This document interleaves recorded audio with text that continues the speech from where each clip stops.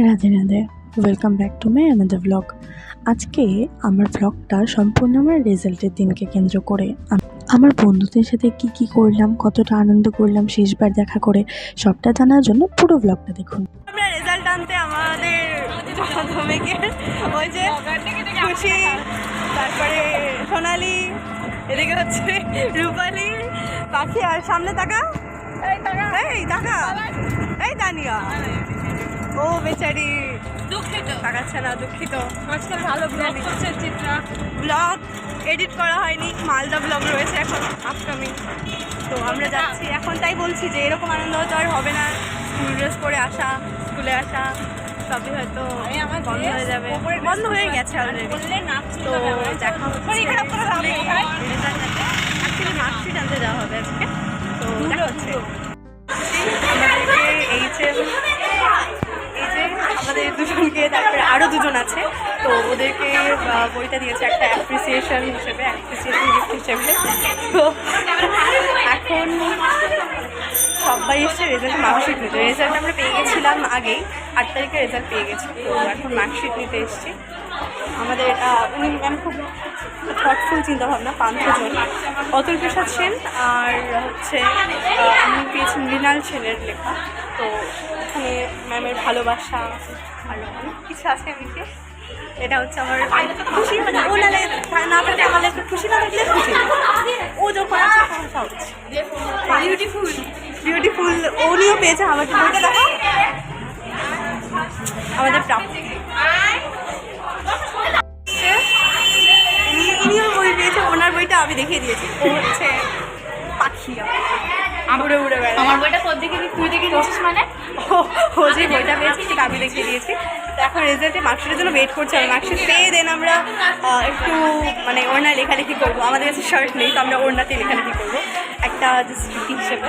তো that's wait, দেখা যাক কখন কী হয়। তো সব কিছু ভিডিও শ্যুট করবো, ওয়েট করবো। লেখালেখি চলছে আর বাকি অন্য জামা চলছে, ওদেরও চলছে সব লেখালেখি। এখানে সব পাখির টাকা নিয়ে এখন আমরা এখানে আইসক্রিম নিচ্ছি। আর এই রূপালি খাওয়াচ্ছে আইসক্রিম পাখির টাকা দিয়ে, চকলেট ওর কাছে টাকাগুলো ঝেপে ঝেপে চকলেট নেওয়া হচ্ছে।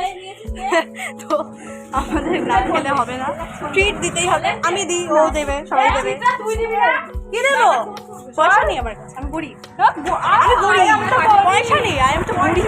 বহুত মানুষজন এরা, এর কাছ থেকে, খুশির কাছ থেকে ঝাপা যাবে।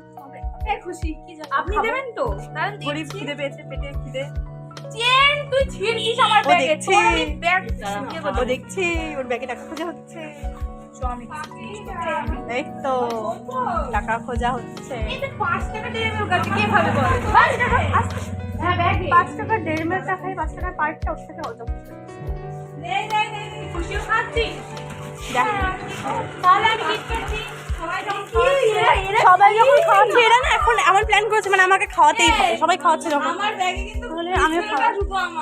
আমি তাহলে খাওয়াই, আমি তাহলে কিছু একটা খাওয়াই। দেখা যাক কি খাওয়াই আমি। এই খাবার দাবার নিয়ে, আমি গরিব মানুষ, সবার কাছে খাবার টাবার নিয়ে এখন বাড়ি যাওয়া হবে। সবাই খাচ্ছে, আমি কি বলেছি, আমি বড় ছোট ট্রিট দেবো। মানে আমি গরিব, তো আমি বড় ছোট ট্রিট দেবো। ওরা বড় লোক, তাই ওরা ছোট ছোট ট্রিট দেবে। ব্যাপারটা হচ্ছে এটা উল্টো। ওরা আইসক্রিম খেয়ে, সবাই আইসক্রিম খেতে খেতে রেজাল্ট সেলিব্রেট করতে করতে বাড়ি যাচ্ছি।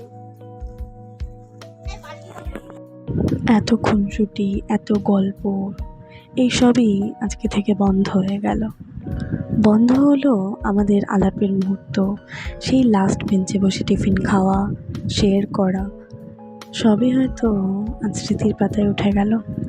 তবে হ্যাঁ, ম্যামেদের সঙ্গে কাটানো প্রতিটা মুহূর্ত, ম্যামেদের এত ভালোবাসা, এত আনন্দ, আবেগ, স্কুল জীবন, সবটাকেই ভীষণ মিস করব। আজকেও ম্যামেদের সঙ্গে একটু ছবি তুলে নিলাম। ছবি এক অর্থে স্মৃতিগুলিকে ফোনে বন্দি করলাম আনন্দের মুহূর্তগুলো। হয়তো সব বান্ধবীর সঙ্গে আর দেখা হবে না, আর এক ক্লাসে বসে চেঁচামেচি হই হুল্লোড় আনন্দ হবে না, কিন্তু তার মানে মন থেকে তাদের মুছে ফেলা নয়, মনের মধ্যে তোর একটি ভীষণ গুরুত্বপূর্ণ জায়গায় থেকে গেলি, মিস করবো তোদের। বাকি রইল উচ্চ মাধ্যমিকের রেজাল্ট। রাধা মাধব, জগন্নাথ, গুরু বৈষ্ণব, বাবা মা, বড় শিক্ষক সকলের আশীর্বাদে রেজাল্টটা এবারের মতো ভালোই হয়েছে। যেহেতু অক্ষয় তৃতীয়ার দিন আমার রেজাল্ট দেওয়া হয়েছিল, তাই আমার মা অক্ষয় তৃতীয়া উপলক্ষে ভগবানের জন্য, গুরুদেবের জন্য, সকলের জন্য বেশ স্পেশাল কিছু রান্না করেছিল। আর সেই রান্না শুধু ছবিতে দেখেই যে টেস্টি মনে হচ্ছে তাই নয়, বাস্তবেও এত সুস্বাদু ছিল যে ভাষায় প্রকাশ করা অসম্ভব। সকল মায়ের রান্নায় যেমন টেস্ট হয় বা ভীষণ সুস্বাদু হয়, আমার মায়ের রান্নাও কোনো তুলনা হয় না। আমার মাও সকলের মায়ের মতোই অন্নপূর্ণা। প্রসাদ পেয়ে ভাত ঘুম দেব এমন সময় আমার দিদি হঠাৎ ফোন করে বলল, আজকে মায়াপুর যাই। আমি তো অবাক, তবু উঠলো বাই তো কটক যাই। তাড়াতাড়ি রেডি হয়ে আমরা বেরিয়ে পড়লাম মায়াপুরের জন্য। বিকেল 4টের সময় আমরা বেরিয়েছিলাম, 5:30-6টার মধ্যেই আমরা পৌঁছে গেলাম মন্দিরে। মন্দিরে প্রবেশ করেই দেখলাম সেখানে রাধা মাধবের সামনে নৃত্য পরিবেশন চলছে। সেই কীর্তনে আমরাও অংশগ্রহণ করলাম, আমরাও দেখলাম, আনন্দ করলাম এবং সেখান থেকে তারপরে বেরিয়ে আমরা এখন যাচ্ছি টেম্পল অফ ভেদিক প্ল্যানেটারিয়াম, অর্থাৎ টিওভিপি বড় যে মন্দির, সেই মন্দিরের সামনে দিয়ে পুষ্প মন্দিরের পাশ দিয়ে আমরা যাচ্ছিলাম। আমাদের উদ্দেশ্য ছিল আমরা ওই দিন নৌকা বিহার দেখব, অর্থাৎ রাধা মাধবকে নৌকায় করে সুন্দর করে বিকেলবেলা ভ্রমণ করানো হয় অক্ষয় তৃতীয়া উপলক্ষে।